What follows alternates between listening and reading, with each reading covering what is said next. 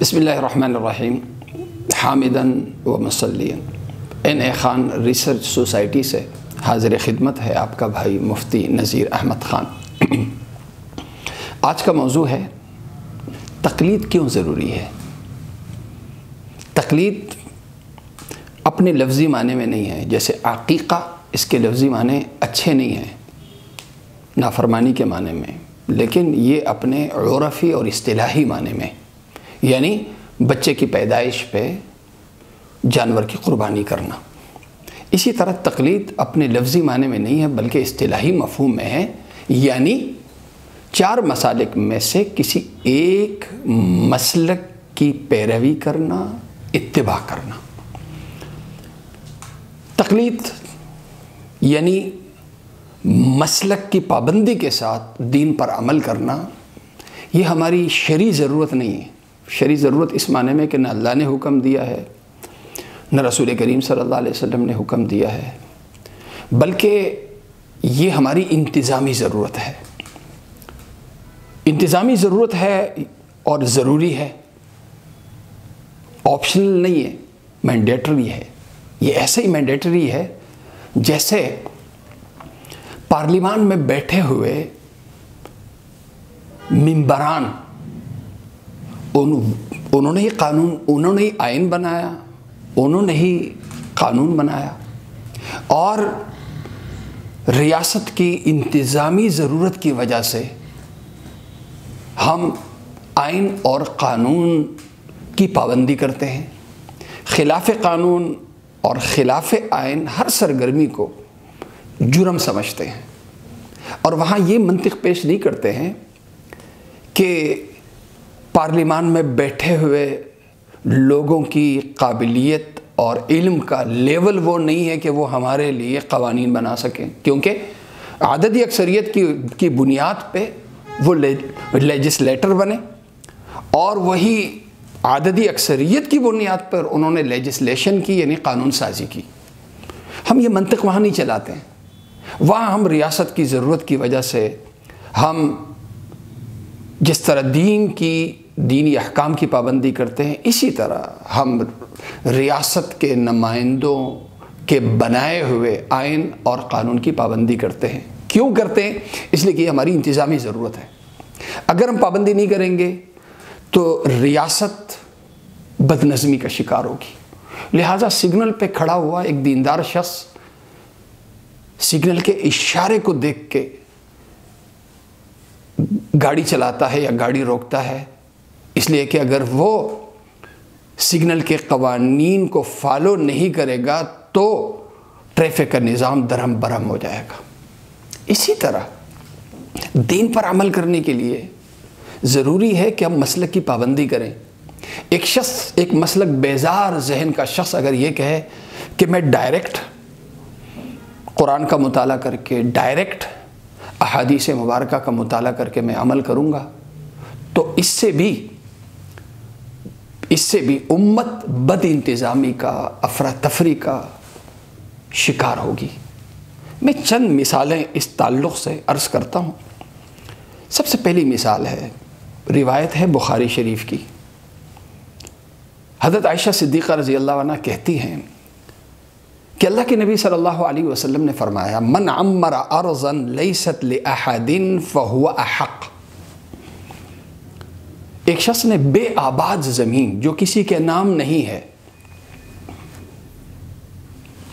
یعنی ہائی وے پہ زمین ہے، کسی کے نام نہیں ہے، ایک شخص نے قبضہ کیا، چار دیواری کی، اس جگہ کو آباد کیا، تو حدیث کہتی ہے فہو احق، یہ اس زمین کا زیادہ حقدار ہے، یہ اس زمین کا مالک ہو گیا۔ اور پھر امام بخاری رحمہ اللہ آگے بتاتے ہیں، قال عروہ قضا بہ عمر فی خلافتی، حضرت عمر فاروق رضی اللہ عنہ نے اس کے مطابق اپنی خلافت میں فیصلہ دیا، یعنی قانون بنایا کہ بے آباد زمین کو اگر جو شخص آباد کر دے گا وہ اس کا مالک بن گیا۔ اس حدیث کو لے کے آج قبضہ مافیا اگر اس حدیث کی بنیاد پہ سرکاری زمینوں پہ قبضہ شروع کر دے تو کیا اس سے شدید قسم کی بد نظمی نہیں پھیلے گی؟ قبضہ، مافیا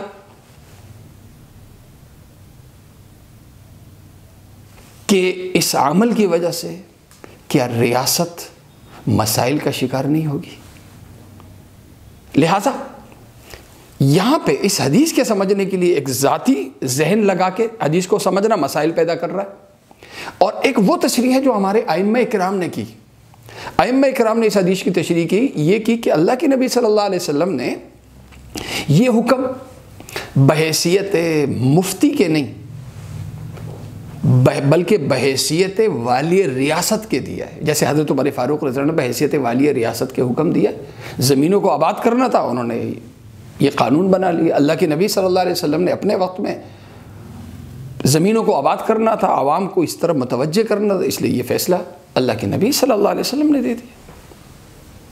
آج کی ضرورت الگ، اس وقت کی ضرورت الگ، لہذا اس حدیث پر اللہ کے نبی صلی اللہ علیہ وسلم کے اس خاص دور میں تو عمل کیا جا سکتا ہے۔ آج کے دور میں اگر ہم عمل کریں گے تو انتظامی حوالے سے چونکہ ریاست مسائل کا شکار ہو سکتی ہے، لہذا ائمہ کرام اس حدیث کی تعویل کرتے ہیں، اور ہمیں یہ تعویل فالو کرنی پڑ رہی ہے۔ کس لیے؟ انتظامی ضرورت کی وجہ سے، اور اس میں کسی کا اختلاف نہیں، نہ مقلد علماء کرام کا، نہ غیر مقلد علماء کا، سب یہی تشریح کرتے ہیں کہ ریاست کی اجازت کے بغیر کسی بے نامی زمین پر قبضہ نہیں کیا جا سکتا، اور اس کی وجہ سے وہ اس حدیث کی بنیاد پہ مالک نہیں ہو سکتا۔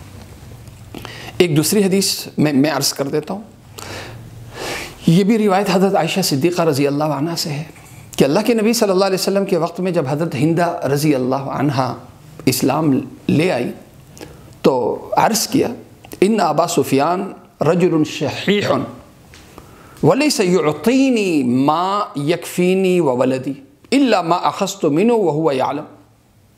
عرض کیا، یا رسول اللہ، ابو سفیان کنجوس انسان ہے، مجھے وہ خرچہ بہت کم دیتا ہے، مجھے خرچہ وہ دیتے نہیں، مجھے لینا پڑتا ہے، تو یا رسول اللہ اپنی ضرورت کے لیے بغیر پوچھے میں پیسے لے سکتی؟ اللہ کے نبی صلی اللہ علیہ وسلم نے فرمایا، خذی ما یکفیکی وولدکی بالمعروف۔ ہاں، بغیر اجازت کے اپنی ضرورت کے لیے اور اپنے بچے کی ضرورت کے لیے، اپنے بچوں کی ضرورت کے لیے تم لے سکتی ہو۔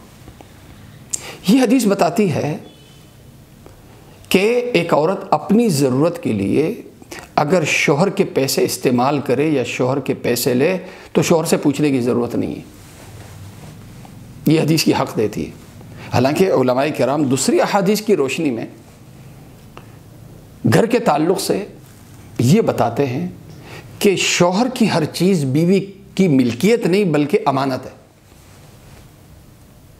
اور امانت مالک کی اجازت کے بغیر استعمال نہیں کی جا سکتی۔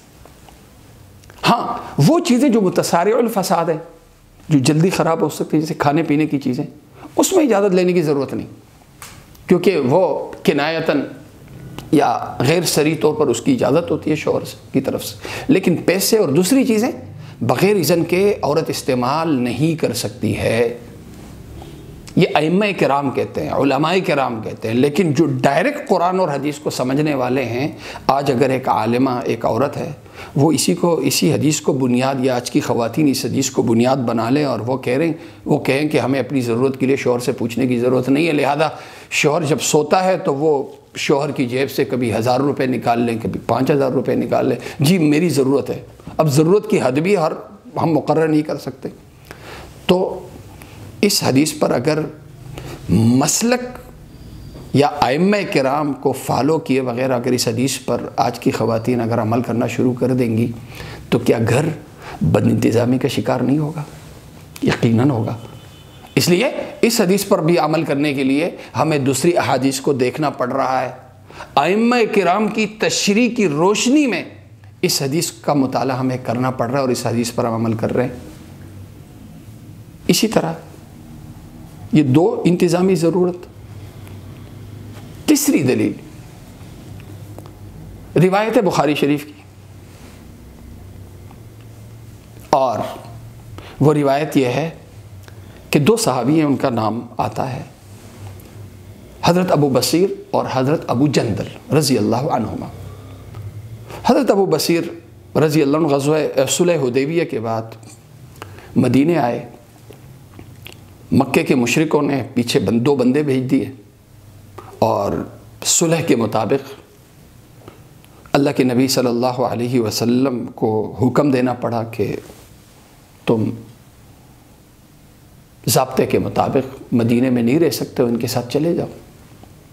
حضرت ابو بصیر رضی اللہ عنہ نے جب واپسی پہ ان میں سے ایک کو قتل کیا اور دوسرا بھاگتا ہوا اللہ کے نبی صلی اللہ علیہ وسلم کی خدمت میں حاضر ہوا. بہرحال خلاصہ یہ کہ حضرت ابو بصیر رضی اللہ عنہ ایک ساحل سمندر پہ، سیف البحر حدیث کے الفاظ ہیں، وہاں انہوں نے پڑاؤ ڈالا. اور پھر جن کو بھی پتہ چلتا تھا مکے میں سے کہ ہمیں تو مدینے میں جگہ نہیں مل سکتی، وہ مسلمان ہونے والے صحابہ وہ بھی آتے تھے اور حضرت ابو بصیر رضی اللہ عنہ کے ساتھ شامل ہو جاتے تھے. حضرت ابو جندل رضی اللہ عنہ بھی جب اسلام لائے تو بجائے مدینہ جانے کے یہیں آ گئے اور یہ پورا ایک جتھا بن گیا. قریش کے قافلے جب بھی جاتے تھے قریش کے لوگوں کو قتل کرتے تھے، انہیں لوٹتے تھے. اب یہ بخاری شریف کی روایت ہے. یہ روایت بتاتی ہے کہ جہاد کرنے کے لیے ریاست کے اذن کی ضرورت نہیں ہے. حالانکہ ائمہ کرام نے انتظامی ضرورت کے پیش نظر جہاد اور دین کے وہ احکام جن میں طاقت کا استعمال ہوتا ہے، ہتھیار کا استعمال ہوتا ہے، چاہے وہ حدود ہوں یا جہاد ہو، اس میں ولایت والی ضروری ہے. اگر ولایت والی کو ہم اس کو ہٹا دیں اور ڈائریکٹ اس حدیث پر ہم عمل کرنا چاہیں تو کیا ہوگا کہ آج کی جو ٹی ٹی پی ہے، داعش ہے، پھر یہ ذہن پروان چڑھے گا اور ریاست پھر قتل و غارت گری کرنے والے، لوٹ مار کرنے والے پھر